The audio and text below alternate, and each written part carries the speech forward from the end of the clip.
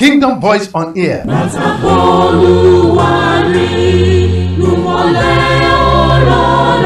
This message is a release from the media department of the Kingdom Advancement Outreach, a non-denominational ministry that is irrevocably committed to informing the people, informing the nation, and transforming your world by the power of the gospel, led by Evangelist Sam O. Adetola. to be part of this broadcast or any of our outreaches to the less privileged And all in our society for free materials, CD, book distribution, food for God's people, and more. Send your donations to Kingdom Advancement Outreach. EcoBank 478-1025-178 Or better still, contact us on 080-353-98659 or 0815-80-95292. we covet your prayers and counsel. God bless you real good. Amen.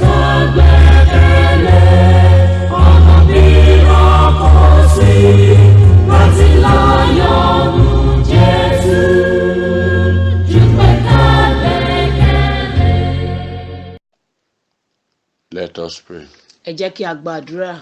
Our Father in heaven, we thank you. Bó a ti ń bẹ ní ọ̀run, a dúpẹ́. We give you the praise. A fi yìn fún ọ. Be glorified in Jesus' Gba ògo name. ní orúkọ Jésù. Teach us this day. Kọ́ wa lónìí Let your name be glorified kí orúkọ rẹ kí ó gba ògo. so that we can be blessed, A lè dá lábùkún so fún that the devil be put to èṣù shame. kó lè gba ìtìjú. In Jesus' name I pray. Ní orúkọ Jésù ni a gbàdúrà. Amen. Àmín. Today, Lónìí, the voice of the kingdom to us ohùn Olúwa fún wa. is taken from alphabet X À ń gbéyẹ̀wò láti alifábẹ́ẹ̀tì X that says, tó sọ wípé extract your enemy's weak point wá orísun àìlera wọn tá rẹ̀ rí. and search for their strength Kó sì wá àìlera wọn rí. so that you will know how to attack them. Kó lè mọ̀ bí wàá ṣe dojúkọ wọn. You will know their weaknesses. Wàá mọ àìlera wọn. You will know when to do what they needed to do Wàá lè mọ̀ láti mọ ohun tó yẹ kí o ṣe fún so wọn. that they will fall before you. Kí wọ́n lè ṣubú níwájú rẹ̀. Never you allow them to know your own area of weakness. Má ṣe gbà wọ́n lẹ̀ láti mọ àìlera tirẹ̀. Don't allow them to know what you want to do. Má ṣe jẹ́ kó mọ ohun tí ìwọ ó ṣe. Do it before they know it. Ṣé kí ó jẹ́ kó tó mọ̀. That is how you can be victorious. Ibi tí ó ti lè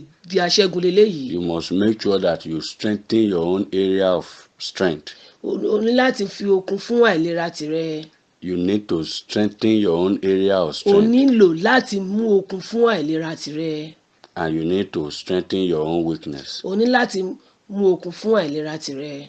Now, by the grace of God, Ní báyìí nípa oore ọ̀fẹ́ Ọlọ́run. you must know that your enemy is watching O ní láti mọ̀ dájú pé àwọn tá rẹ̀ ń wò ọ́. and you must cover yourself from them. O ní láti bo ara rẹ níwájú You wọn. must not allow them to know where you are weak. O ní láti gbà wọ́n láì láti mọ ibi tí o ti ní okun. Remember what King David did. Rántí ohun tí ọba Dáfídì ṣe. Remember Elijah and Paul.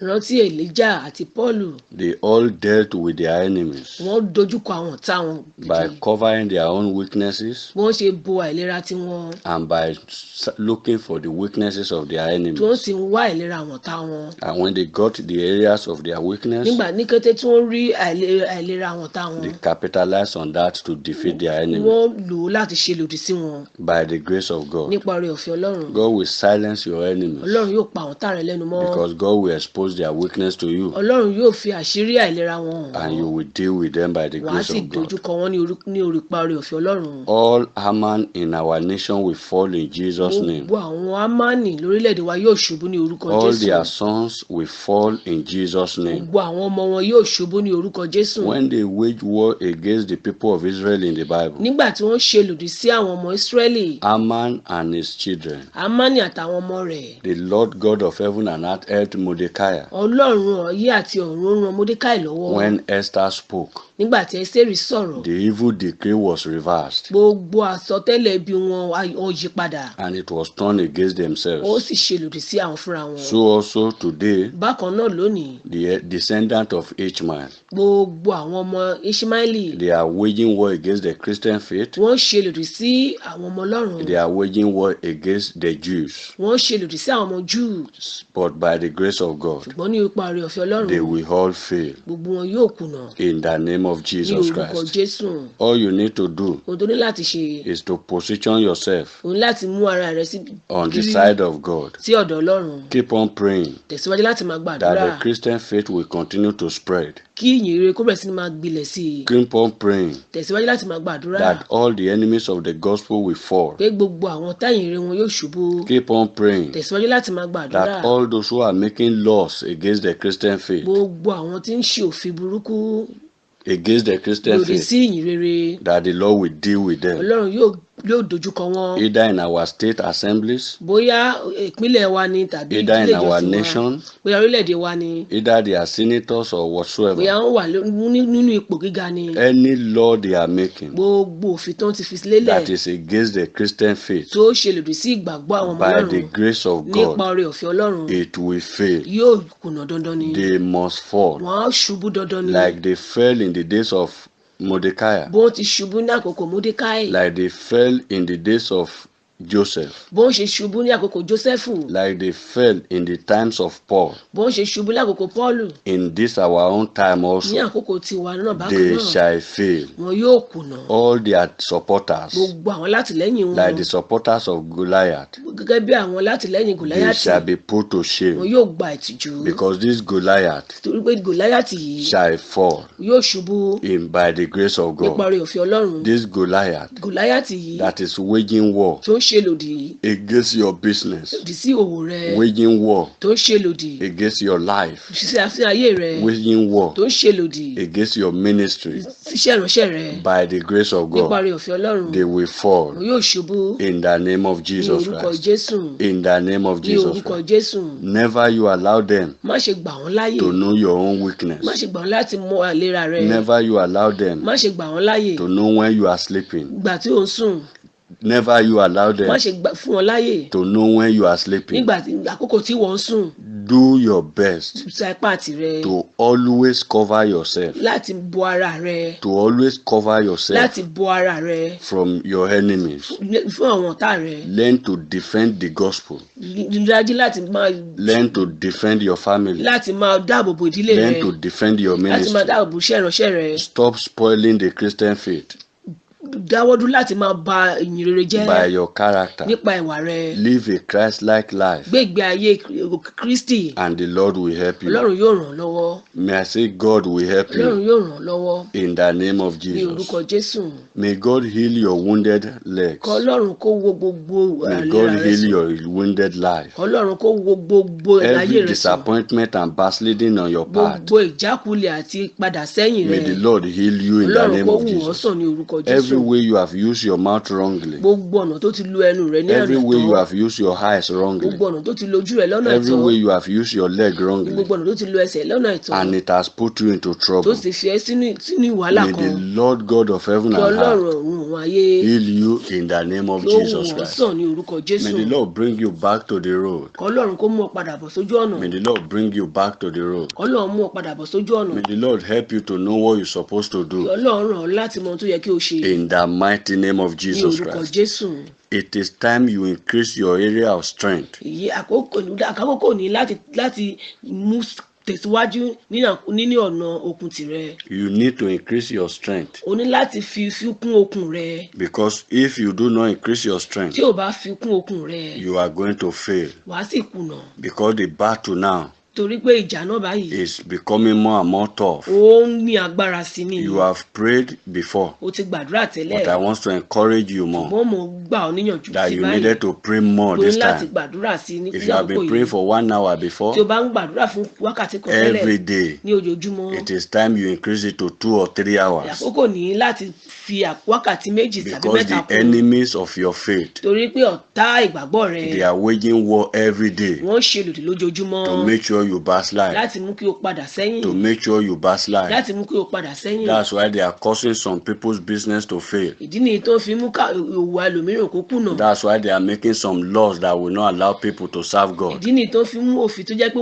kò ní gbà wọn ènìyàn láti sin And Ọlọ́run even láàyè. if they want to serve God, they will serve Him in hardship. Tó bá tiẹ̀ fẹ́ sin Ọlọ́run wọ́n á sin Ọlọ́run nínú ìbànújẹ́. All these evil laws is going on across the world. Gbogbo òfin burúkú yìí ó ń jẹyọ lórí But jákèjádò if we àgbáyé. increase our prayer, prayers, ṣùgbọ́n tí a bá fi àdúrà wa tẹ̀síwájú sí like Daniel did, bí gẹ́gẹ́ bí Daniel ti ṣe ṣe, we shall be delivered a ó gbà wá là from our den of lion. kúrò nínú ihò kìnìún We shall náà, be delivered a ó gbà wá là from the hand of Nebuchadnezzar. kúrò lọ́wọ́ Nebukadnesari, We shall be a delivered ó gbà wá là from the hand of Pharaoh kúrò lọ́wọ́ Fáráò. if we increase our Tí a prayers, bá mú àdúrà wa lókùnkúndùn if sí we i, increase our level of faith. tí a bá mú kí ìgbàgbọ́ wa ru So sókè I am sí i, encouraging you tonight ń gbà wá níyànjú ní that wákàtí you should yìí encourage yourself to kí o pray. gba ara rẹ̀ níyànjú láti gbàdúrà sí As i. you are praying, Bí o ti ń gbàdúrà, encourage yourself also gba ara rẹ̀ níyànjú sí to i study the word of God láti the máa more, ṣàṣàrò nínú ọ̀rọ̀ to study Ọlọ́run, the Bible the more, láti máa ṣàṣàrò nínú ọ̀rọ̀ Ọlọ́run, to go to Bible study every ó lè time máa lọ sí ilé ẹ̀kọ́ bíbélì that your lójoojúmọ́ church have Bible study. nígbà tí àwọn ilé ìjọsìn rẹ bá ní And in ẹ̀kọ́ your bíbélì house, àti ní ìdílé rẹ. Open your Bible and read Ṣí bíbélì rẹ kí o sì kà so that no devil will deceive you kò ní sí ọ̀tá tí yóò borí rẹ in this end time. ní àkókò ìkẹyìn. We are in the perilous a time. wà nínú àkókò ìpọ́njú The ìkẹyìn. gospel is now a very difficult thing in some countries. Bíbélì ó jẹ́ ohun tó ṣòro jọjọ ní àwọn orílẹ̀-èdè mìíràn. Some countries they don't allow the Bible to be read in their country. Orílẹ̀-èdè mìíràn wọn ò gba àwọn èèyàn lẹ́yìn láti ka bíbélì. They don't even allow it to be sold. Wọn ò fẹ́ kí wọ́n tà rárá In lórílẹ̀-èdè fact, wọn. some places they are saying they must not hear about Christian at all. Àwọn ìlú orílẹ̀-èdè mìíràn wọ́n sọ pé òun kò fẹ́ gbọ́ nípa But we Kristi need rárá. to dedicate ourselves more. A ní láti fi ara wa jì sí i. We need to take the gospel to those nations by A ní all láti mú means. ìyìn rere padà sí orílẹ̀-èdè náà We ní need gbogbo to ọ̀nà. penetrate the atmosphere of the country with the gospel. A ní láti wọ orílẹ̀-èdè náà lọ pẹ̀lú ìyìn We need to rere. preach on the air so that they will hear in that A ní country. láti wàásù náà lórí afẹ́fẹ́ kí wọ́n lè gbọ́ lórílẹ̀-èdè Some náà. people need to go to those countries and preach the gospel Àwọn there ènìyàn at all mìíràn nílò costs. láti lọ sí orílẹ̀-èdè náà láti wàásù ọ̀rọ̀ Ọlọ́run dandan ni. We have to preach the gospel. A ní láti wàásù ìyìn rere. We have to study the strategies of the enemies of the gospel. A ní láti kọ́ nípa ọ̀nà táwọn ọ̀tá ìyìn rere ń gbà. And we need to outsmart them. A ní láti kọjá wọn. And we need to know what to do. A ní láti mọ ohun tó yẹ kí a ṣe. We need to pray that God will convert them like a converted Paul of Tarsus. A ní láti gbàdúrà láti gba ọkàn wọn bí gẹ́gẹ́ bí Ọlọ́run ṣe jí Paul padà By the grace of God. nípa oore ọ̀fẹ́ Ọlọ́run. If you can do that, Tó bá lè ṣe èyí, if I can do that, tí n bá lè ṣe èyí, if we can support one bá another lè tira wa lẹ́yìn to preaching the gospel láti lè wàásù ìyìn instead rere. of condemning one another, Kí a máa takora either wa on radio or on ní television rédíò ẹ̀rọ or orí afẹ́fẹ́ ni on newspaper, àbí ẹ̀rọ ìwé if we ìròyìn. stop if you stop fighting against one Tí a another, bá lè dáwọ́ dúró láti máa if we takora all wa, can unite together, tí a bá lè fìmọ̀ ṣọ̀kan pọ̀, all these descendants of Ishmael, gbogbo àwọn ìránṣẹ́ the Ísírẹ́lì, Lord will deal with them, Ọlọ́run yóò ṣe lòdì sí and they wọn. will not only support the gospel, bow to the Kì í gospel, ṣe kí wọ́n tẹríba fún ìyìn rere nìkan. but they will become instrument in God's hand to preaching the Wọn yóò gospel. wá di ohun èlò nínú From the ìlú Ọlọ́run north to fún the ìyìn rere south. ní orígun mẹ́rin ayé, From the east to the west, ní ìwọ̀ ní ìsàlẹ̀ ní the ìlà oòrùn. gospel shall spread, Ìyìn rere yóò tàn kálẹ̀. and everyone will bow to the gospel. Gbogbo ènìyàn yóò tẹríba fún Our ìyìn Lord rere. Jesus Christ is coming very soon. Olúwa wa Jésù Kristi ń padà We bọ̀. need to do our best A ní láti sa ipá tiwa. to make sure we win more souls Kí for a rí Him i pé a jèrè ọkàn tó pọ̀ by sí the i grace of God. nípa oore ọ̀fẹ́ Ọlọ́run. When He will come, Nígbà tí o bá He will farahàn, not find you wanting. o kò ní bá ọ He will not find me wanting. a ò ní kùnà We lórúkọ all Jésù. shall rapture, Gbogbo wa ni a ò bá and we shall jọba. reign with Him A ò jọba pẹ̀lú in rẹ̀ the name of ní Jesus. orúkọ Jésù. In case you want to talk to Tó bá us, fẹ́ bá wa sọ̀rọ̀, you can talk to us o lè bá wa sọ̀rọ̀ on 080 38 62 0186 or 080 353 986 59.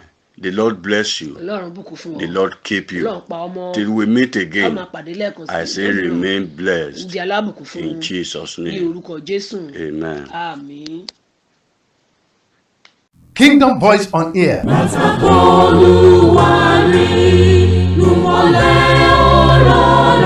This message is a release from the media department Of the Kingdom Advancement Outreach, a non-denominational ministry that is irrevocably committed to informing the people, informing the nation, and transforming your world by the power of the gospel, led by Evangelist Sam O. Adetola. To be part of this broadcast or any of our outreaches to the less privileged And all in our society for free materials, CD, book distribution, food for God's people, and more. Send your donations to Kingdom Advancement Outreach. EcoBank 478-1025-178 Or better still, contact us on 080-353-98659 or 0815-8095-292. we covet your prayers and counsel. God bless you real good. Amen.